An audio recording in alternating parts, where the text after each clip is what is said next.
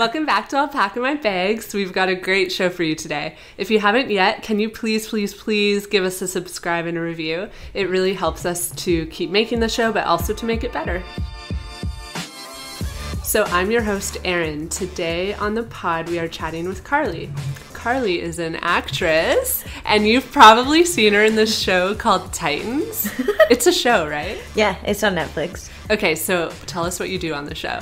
I play the character Raven, her acting double. So because she was 13 when we filmed it, she can't be on set for too long. So if they can't get the scene done with her, I'll have to jump in and do the scene with the other actors. So cool. Yeah, which is really fun because she's a superhero. So it wasn't too hard to do some of the really crazy kind of gothy scenes. It was pretty fun. Whoa. So you got to be a superhero. Yeah, undercover superhero. From the back. Carleigh, we were saying you're the closest thing to celebrity we've had on the podcast yet. So welcome. We are honored. We're going to chat today about something that has impacted myself, Carleigh, and Kattie. And that is that we are all allergic to things. In the second half of this episode, we are going to talk about how allergies have impacted our travels. Because let me tell you, traveling with a life-threatening allergy is scary and it's challenging, and we want to share with you why that is. Sorry. I blanked. I was like, yes, true. Okay, but Erin, yes. What's on your mind lately? Okay, I want to share something that broke in the news this week, which is really great, especially given that we released our queer travel episode pretty recently. So United Airlines is offering non-binary options when registering for a flight. They're actually the first airline ever to offer this. So that means that if you identify as non-binary, you have the option of opting out of the male or the female selection when you're booking your flight. So a passenger is able to select undisclosed or unspecified if they wish. And we've talked about this before, but non-binary people face unnecessary, invasive, and discriminatory scrutiny by airlines and airports. So this is a really good first step. But that said, it is 2019, so I'm hoping that other airlines do this as well, because one airline isn't actually that great in the scope of things. But anyways, you see my point. So good job, United. I don't normally like United Airlines, but they get a high five for this one. For sure. Yeah. Kattie, tell us about what happened to you this week.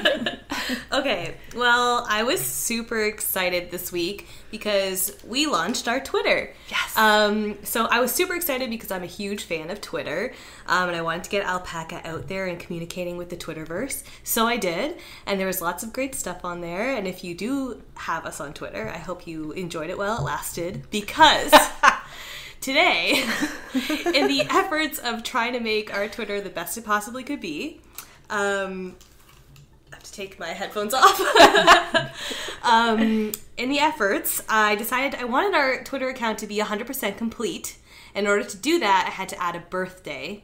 So I was tricked into adding a birthday into where I put our launch date, which was 3 months ago.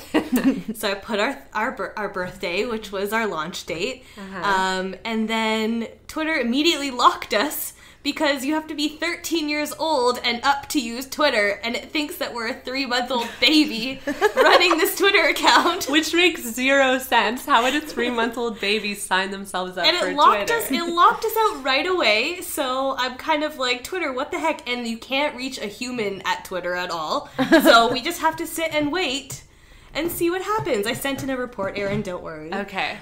So we're just going to sit and wait and see what happens, but, Twitter was fun for a couple weeks. Yep. And here's hoping we get it back. We will damage control the situation. Don't worry, guys. I hope so. You guys should still follow us on Twitter. What is the Twitter account? It's the same as our Instagram, so Alpaca My Bags Pod. So we might be quiet for a while, but now you know why. We're on Instagram. Just follow us on Instagram in the meantime. Once your Twitter just hits puberty, I think it'll... Just in 13 years, come back and follow us on Twitter. All right, allergies. This is a very vague concept to a lot of people, I think. So when I want to start by saying that allergies, specifically food allergies, are super misunderstood, especially by people who don't have them or don't know someone who has one. And I feel like there's two reasons that I've noticed lead to this. First of all, people think that food allergies are similar to other types of allergies. So like a lot of people will have a pollen allergy or a cat allergy, and people compare our food allergies to those kinds of allergies. Have you guys experienced this? Oh, yeah. Yeah, for sure. And yeah, it's not the same. They're very different kinds of allergies. And we'll get into the details about that later.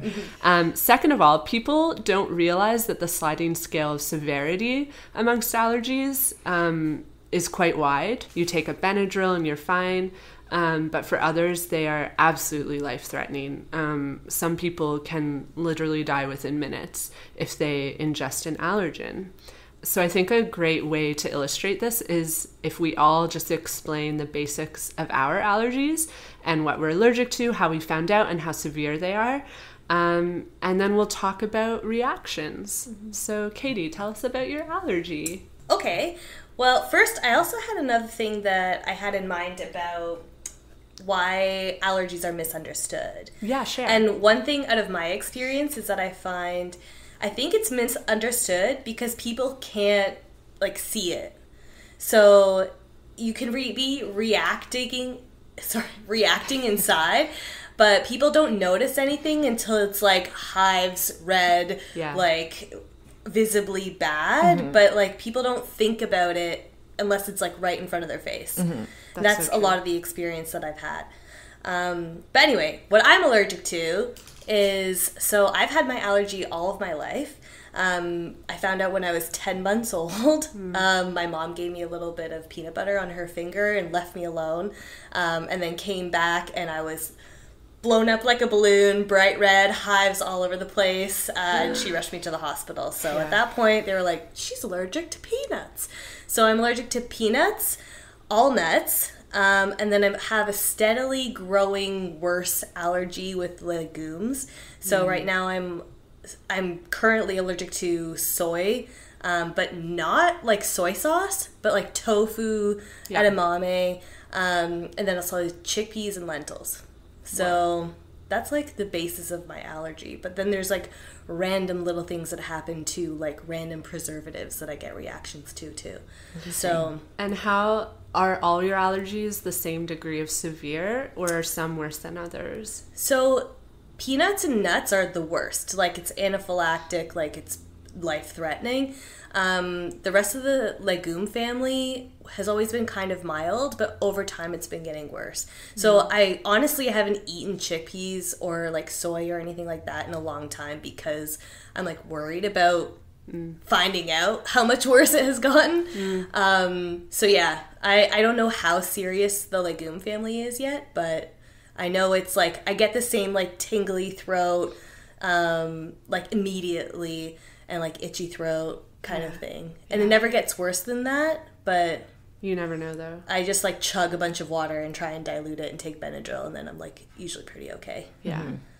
All right, Carleigh, tell us about your allergy. This is like a little allergy support group we have going on. I've never had this. This is so very special. Kind of similar to Katie though. My mom knew to test me for peanuts and peanut butter when I was a kid because my dad is allergic.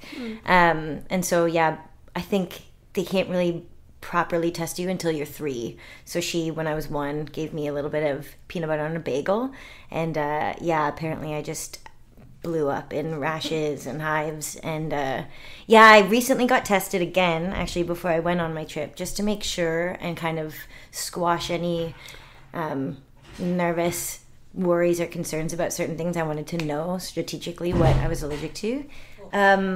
And then I recently got tested this past year before traveling to Asia just to make sure I knew indefinitely what I was allergic to, and anaphylactic to peanuts and almonds. And I'm very similar to you actually. I follow more under the legumes side.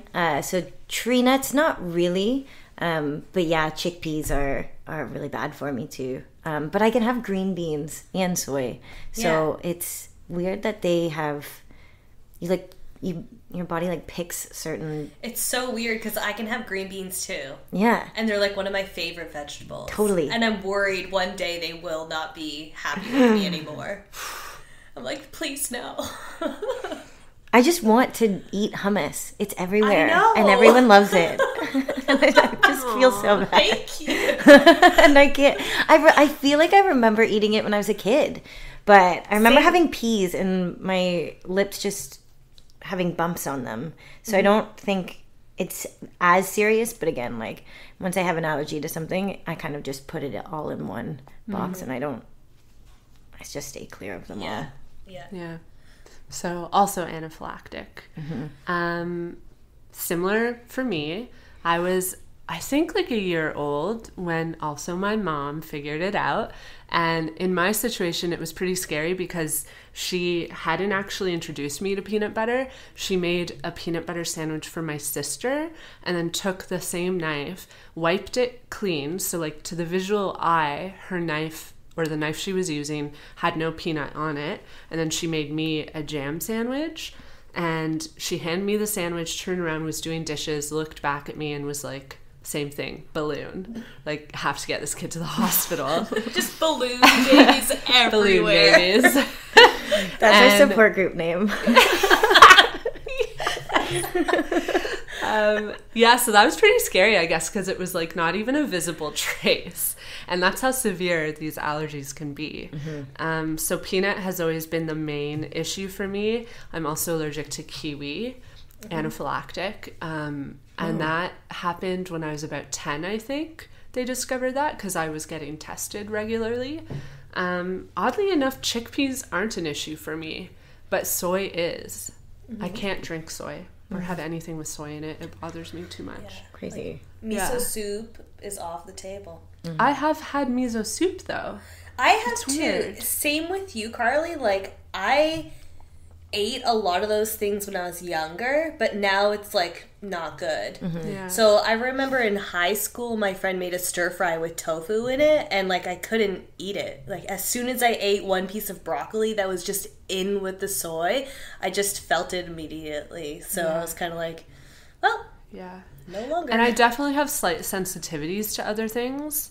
Like other nuts, and in general I'm sure like you guys are the same. I don't really eat nuts because I'm too scared. But yeah, the main issues like in terms of anaphylaxis are peanut and kiwi. So I'm going to share some information from the American Academy of Allergies, Asthma, and Immunology. According to this academy, a food allergy is your immune system overreacting to a particular protein found in the food that you are allergic to. So symptoms can occur when coming in contact with just a tiny amount of the food. They also note that many people who think they are allergic to a food may actually just be intolerant to it. So this is a key element. There's a definite difference between being actually allergic and being intolerant. So some of the symptoms of food intolerance and food allergy are similar, but the differences between the two are very important. If you're allergic to a food, this allergen triggers a response in the immune system. So food allergy reactions are life-threatening, whereas an intolerance is not. An intolerance is more, it's exactly like that. Like you're intolerant and it'll cause discomfort, but it won't threaten your life. So proper diagnosis of food allergies is extremely important. Studies have shown that many suspected food allergies are actually caused by other conditions, such as food intolerance. So skin tests and blood tests are often ordered. A food challenge under the care of your allergist or immunologist may also be needed to confirm an allergy. They often do that in young children. Let's talk about the symptoms. We know about that. So allergic reactions to food normally occur within minutes of eating the trigger food. But this is scary. Sometimes they can appear a few hours later. So symptoms of a food allergy include hives or red, itchy skin. It can also include a stuffy or itchy nose, sneezing, itchy eyes, vomiting, stomach cramps, and diarrhea. So that's like your basic food allergy reaction. a couple of us have mentioned anaphylaxis, which is something different. So that's a severe reaction, which is caused by food allergies. It's very severe in that it's rapid in onset and it can cause death. So an anaphylactic reaction can include throat tightness, wheezing, chest tightness, tingling of the hands, feet, lips, and difficulty breathing. So the scary thing about it is that anaphylaxis can present differently. So it can be delayed up to hours after consuming an allergen. And a super important fact about anaphylaxis that many people don't realize is that there's no over-the-counter medication that can stop a reaction or save someone from a reaction. So EpiPens, which are epinephrine, buy time. So it means that you have more time to get yourself to hospital. Mm-hmm. But if you have an anaphylactic attack, an EpiPen isn't going to automatically save you. Mm-hmm. So this is also like a huge misconception because a lot of people think like, oh, you'll just take your EpiPen and be okay. Yep. No, that's not the case. Like I need the EpiPen and then to be in an ambulance. Yes, it's just adrenaline. It's a shot of adrenaline. Mm-hmm. Yeah. It's what can get you to the hospital in time. Mm-hmm. Exactly. But yeah, a lot of people think that's what saves you. Yeah. Mm-hmm. So according to Food Allergy Canada, around 2.5 million Canadians have an anaphylactic allergy. And that is wild. Yeah. That's a lot of people. Mm-hmm. Nowadays, 2 in every 100 children are born with a peanut allergy. That's a lot. It is a lot. More than when I was a kid. Same. Yeah. Well, we were kids at the same time. Yeah. But I was the only kid that I knew that had an allergy pretty much. Yeah. I was one of 3 in the entire school. Did you guys ever get sent to like eat lunch in a separate classroom? Yeah, I ate in the library. Yeah. The other 2 allergic kids. Yeah. I was like, are you serious? I have to go? Like, I didn't do anything. You're discriminating against me and my allergy. Yeah. I remember in elementary school, we used to have popsicle days, but the popsicles that they had always said may contain traces of peanuts.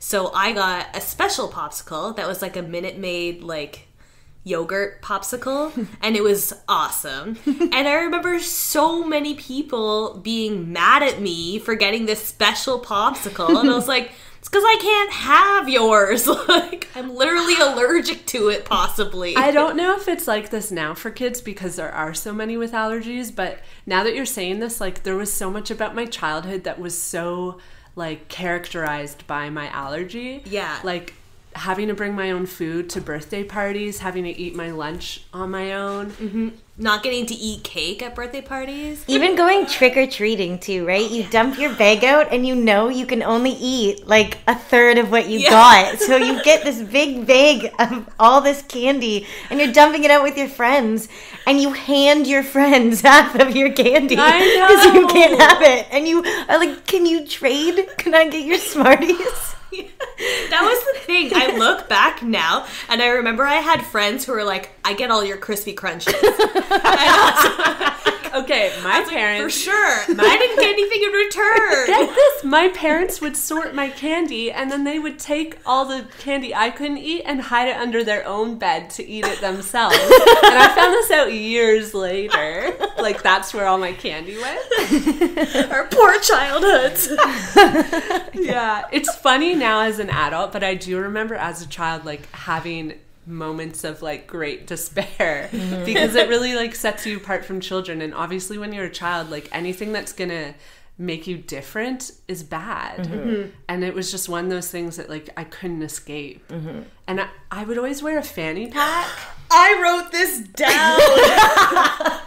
I wrote down, used to wear a fanny pack from elementary school to middle school and hated it, and now they're trendy. Yeah. I was like, are you kidding me? Yeah, I'm constantly joking, like, I started this trend because when I was 10, I wore a fanny pack with both my EpiPens in it. Oh, man. Wait, you didn't have the fanny pack? I don't think I had a fanny pack. I wish I did. Did your parents make you carry your EpiPen around? Totally, but I think it was just in a separate bag of my lunch bag. Oh, I never got that a fanny makes more pack. sense. I know my brother, who's allergic, he had a fanny pack with it. You were offered more independence. Yeah, they were like, she can. I wish I didn't just throw my brother under the bus too. Like, sorry, pal. But that's what I found for when you were a kid too. Like because you had an allergy, you became a little bit more autonomous and independent because you had to take care of yourself at birthday parties, and you had to grow up a little bit more before everyone else to take care of yourself. So it was like I had to talk to servers at restaurants personally, so it gave you that, I don't know. I always kind of felt quite embarrassed of it, but it opened me up to being more independent, I guess, and in control of myself, and make sure that I knew what was going on with myself at all times. Yeah, that's so true. So a study by McGill University in 2016 found that the diagnosis of anaphylaxis is on the rise. While there isn't an actual cure for anaphylactic allergies, there has been success in desensitization of allergies in young children. Do you guys know what that is? They basically put a patch on the child who's allergic that has tiny, tiny little amounts of peanut protein, and they slowly teach your body to accept it, basically. They have that, it's like a immune therapeutic, but they came up with this AR101 capsule, and it was taking it orally because that's how you would normally ingest peanuts anyways, so get your body adapted to that. And it's the same thing, it's just putting a little bit more. It was 10 milligrams and then adding it up to 300. Yeah. And that's important to note actually about the desensitization, because I know a lot of people are like, oh, there's a cure. There's two important things to know about this. It's not really a cure, because if you're not a young child, you're not eligible. So we're all adults. We could never, it wouldn't work for us, desensitization, because your immune system has to be very young. The other fact is that,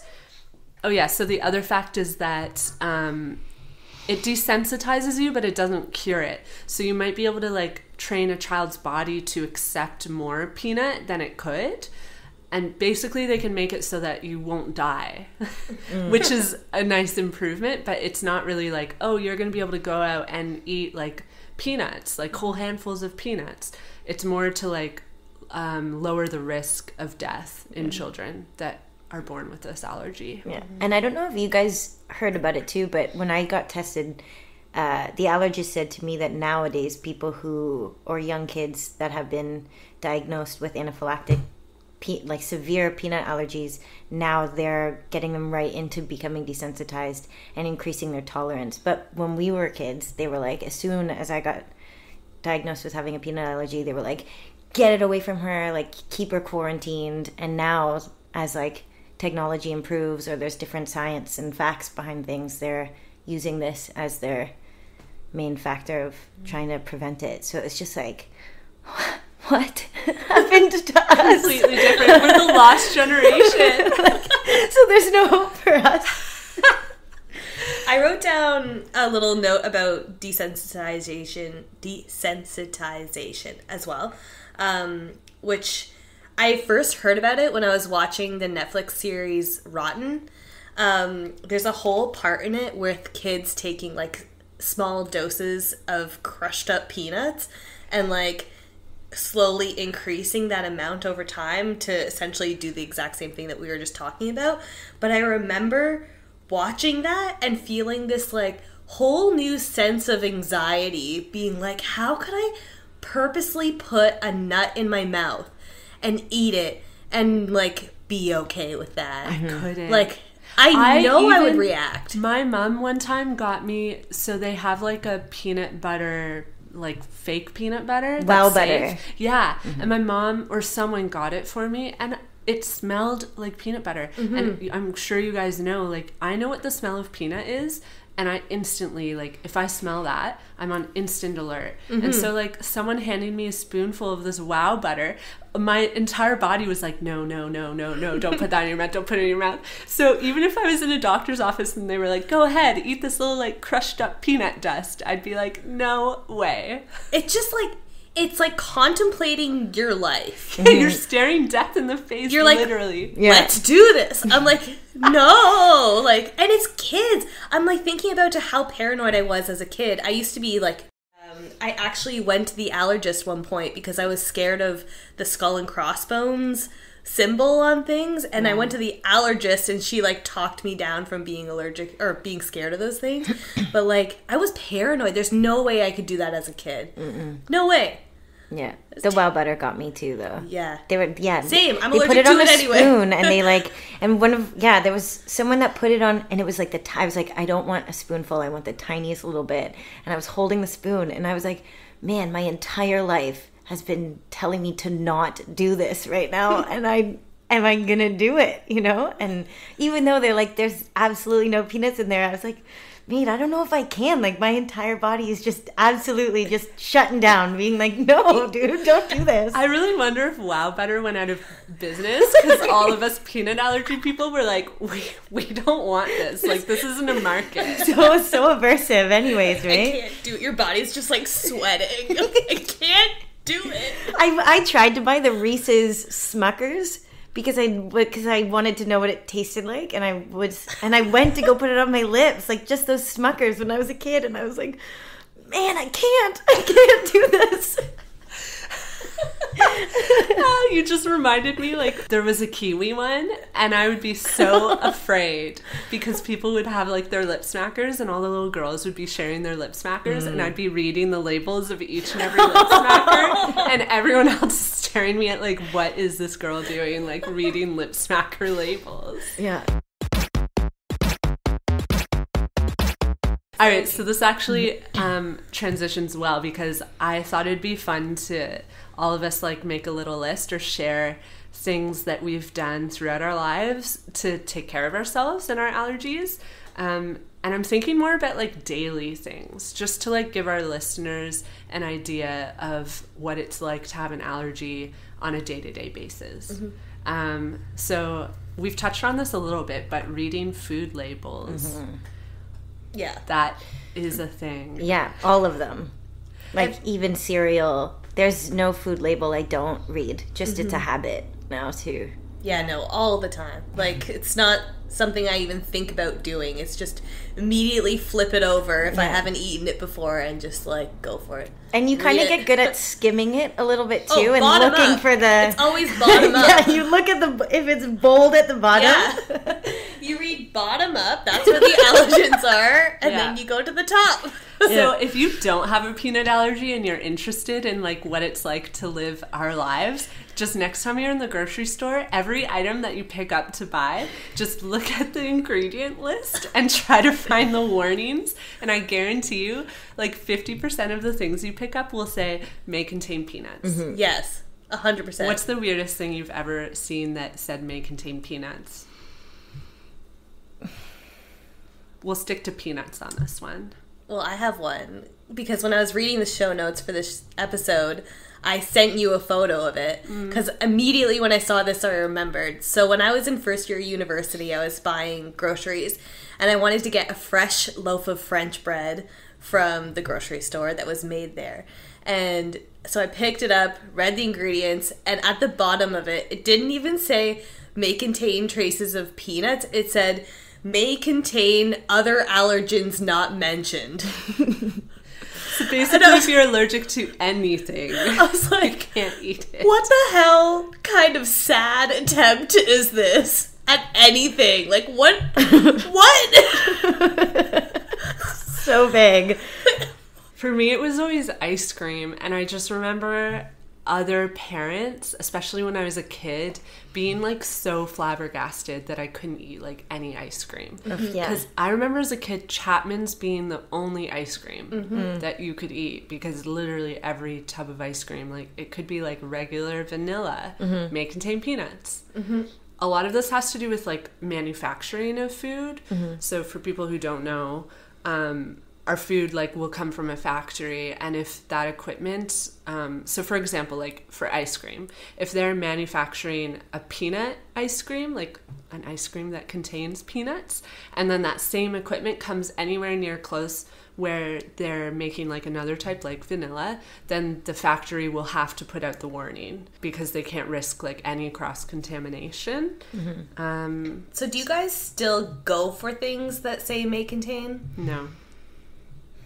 Yeah. You do? I do. Okay. Yeah, no, and I do too. There's like Sometimes criticism behind it too. Like there are definitely people who are going to listen to this and be like, yeah, Carleigh, you do, and maybe you shouldn't. But same. Yeah, I live dangerously. No, I just there are just certain things where honestly, ice cream, like Baskin Robbins too, if they tub it, like, and I get just like a mint chocolate chip or something, like I'll go for it. I will.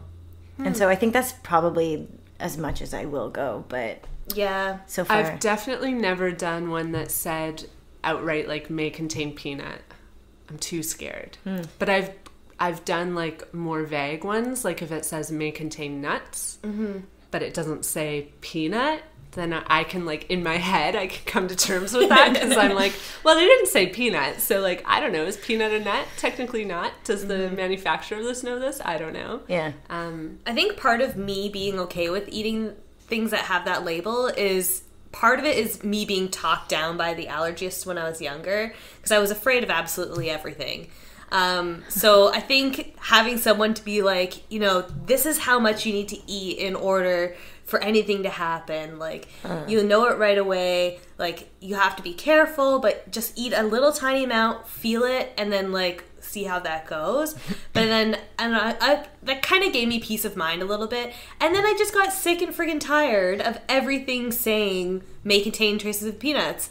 And I was like, man, fuck that. I'm gonna eat this because this just seems lazy to me. It doesn't seem like they're taking care to really let people know or like include other people to, or like, it seems like you're eliminating customers by like putting this lazy label on it. On that note, I actually really believe that a lot of companies just put the warning because they don't want liability. Totally. Yeah, They're just 100%. covering their asses. The food could absolutely be safe for us. Exactly. It's a liability thing. Yeah. That's why I started. Frustrating. Yeah, that's why I just started eating things with that label, because I was like, this is just bullshit. I'm over this. And then, to be honest, like, I've never had any reactions from things that have said may contain. I have more reactions from friends and, like, loved ones giving me things being like, oh, this is nut free, and it's not. Whoa. So, I've experienced this as well. Whoa. Yeah, but I think we're going to get into that too, right? Yeah, but a lot of the time people don't know, like, the depth of the allergies, so, like, they don't think, oh, I need to check the labels on the chocolate chips that I put in this cookie. Yeah. Yeah. And how severe, right? Like when we were talking about how we check everything and know everything because it is our body. Some people know, but they just don't know the extreme, like how paranoid that we are if it is cross-contamination or anything. Carrying EpiPens all the time is... It bothers me less now, but it used to, like, really drive me crazy. Same. Having to always carry those. Like, I remember there were days when I was like, I just want to be able to go outside and not bring my EpiPens. I just want to, like, go spend a day carrying nothing. There was a whole time in, like, what was it, 2010, where, like, tiny, tiny, tiny purses were, like, all the rage. And, like, there's no way I could get a tiny-ass purse and fit an EpiPen in it. I was so mad. And for a while, like, I just left my EpiPen at home, and then, like, I realized, I'm like, yeah, this is a bad idea. Yeah. And then last year, especially, I had, like, more allergic reactions than I've had in a long time. Like, I had, like, 4 allergic reactions in a row and within 4 months. Like, it was bad. Whoa. So ever since then, I've been, like, extra careful, and I do bring my EpiPen around, and I actually, in my backpack, I carry around, like, this little, like, allergy kit. So in it, there's Benadryl, Tylenol, a toothbrush, an EpiPen, an inhaler, and, like, all the little things that might make me feel secure. Yeah. Because, like, I had so many allergic reactions and also every time I had one last year, I was, like, in the middle of, like, some sort of an event, or, like, felt like I couldn't leave. So, even though I realistically could, but I just felt, like, safer having to go to the bathroom with this little kit, puke my guts out, brush my teeth, take my inhaler, take, like, 5 Benadryls. I've never used my EpiPen before because it just freaks me out. But I think I have my Yeah, the way I carry Benadryl around is like how people find loose change and lighters, like in random places in their house, in their pockets. It's like I always find Benadryl pills, like in the most random places. They're all over my house.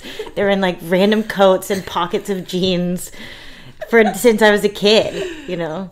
That's like me, and my parents are going to be disappointed to hear this. You're supposed to like get rid of your expired EpiPens. Yeah. I think you're supposed to give them to the pharmacist, and I always forget. So we have expired EpiPens like all over this apartment. I have like 12. And I'm worried though that like we'll have a party one day or something, and someone will think like, oh, this could be fun.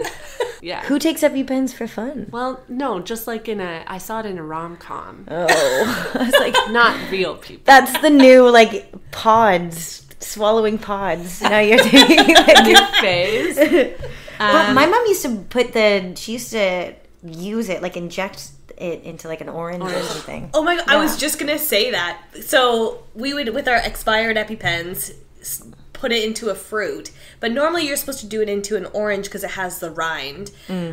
We did it with like a squishy apple once. So when we put the EpiPen into the apple exploded. Oh gosh, and I freaked out. Stop. I was like, that could be me. That's my flesh. And when they go, oh, it's okay, it goes through Jean. I'm like, that's actually terrifying that can happen, please. Okay, like the there was one, I know, it is traumatizing. There was one time, you know how the needle in an EpiPen, when it like deploys, it's supposed to retract itself back into the EpiPen when you're done, so you don't have to actually see the needle. And one time we had like a faulty EpiPen, and we were doing that test like with the orange, and it didn't retract back into the EpiPen, and my mom pulled it out and it was like 2 inches long. It's this needle. Huge. I lost it. I was like, no, there's no way I would ever put that into my leg. Yeah. I have, but like, so you used it. Yeah. You've actually done it. Yeah. No, for like Carleigh and I were both just like, but would you actually use it? When you think you're dying, you're like, okay, this 2-inch needle is okay. Yeah. I can do it. Yeah. How was it? I was so hopped up on adrenaline that I don't really remember. I just remember thinking like, oh, okay, I can't put this off anymore. Because I had been reacting for a while and was on my way to the hospital, but it was getting so bad, and I was just getting to the point where I was like, genuinely afraid for my life. I was, I'm sure you've had this, where you go into reaction and you're in sort of denial in the beginning. You're just like, oh, if I ignore it, it'll go away. But then it like progressively got worse and worse, and I was like, okay, this is my last like option, is to take this EpiPen, because I was at the point where I was like, I need something to improve so that I don't like feel like I'm dying, because I was on the verge of feeling that way. And it probably saved your life. Yeah, and it does help. Like instantly, you feel it. You do, eh? So Yeah. you do. What do you feel? Your throat opening up a little bit? Opening up. Okay. It's not pleasant, because once you've taken one epi, and this particular reaction was really bad, so when I got to the hospital, they gave me more adrenaline. I think I had like 3 shots over like 2 hours. Like very short period of time, and for literally 48 hours my body was like shaking, because there's just so much adrenaline in you. But that almost replaces the feeling of the reaction, because suddenly your heart is like going so fast, but it's not pleasant. It feels like extremely anxious. I always tell people this, like, taking an epi is not fun. Oh god, no. Not at all. But you always have those friends that like look at you a little funny, like you want to do that to me, don't you? You want to like test it out, you know? How many You're like, people make jokes about stabbing you? I'm like, dude, what? they just want to see. It's like there's a twinkle in their eye a little bit. That's like When they when they find out you have an EpiPen, they're like, ooh, I shoddy. I want to be the one to do it. And I'm like, okay, first, you're not allowed to do that. Like, you have to do it yourself. Yeah. Like, Or if you can't, whenever people say that, whenever they get like, oh, don't worry, I'll give you the epi, I always laugh and I'm like, in my experience, people freak out. Yeah. And they're in such a panic when they see you in anaphylactic shock that in my experience, like, I always end up giving it to myself because the people around me are too afraid. You did it to yourself? Yeah. Oh my gosh. You're so and I just brave. I don't trust other people. And you held it and everything? Like, Yeah. oh my gosh. Like, I'm so impressed by you, man. That's, I don't know. I would not. I would have to pass it to someone and close my eyes and just like, just do it. It's pretty hardcore. Like, willingly knowing you're about to slam a giant needle into your leg. Like, that's so hardcore. And you have to know that they know what they're doing too. There's a lot of people that's like, and you just pump it in and you take it out, right? And you're like, no, man. There's a lot of other things that. And that's what I mean is like you go into fight or flight. And so in my brain, I was like, I don't trust this person to know how to give me the epi properly. Yeah. And at that point, I was like, I don't want to have to do this twice. Like, I'm doing it because I know I'll do it right. Well, lots of things to talk about when it comes to allergies.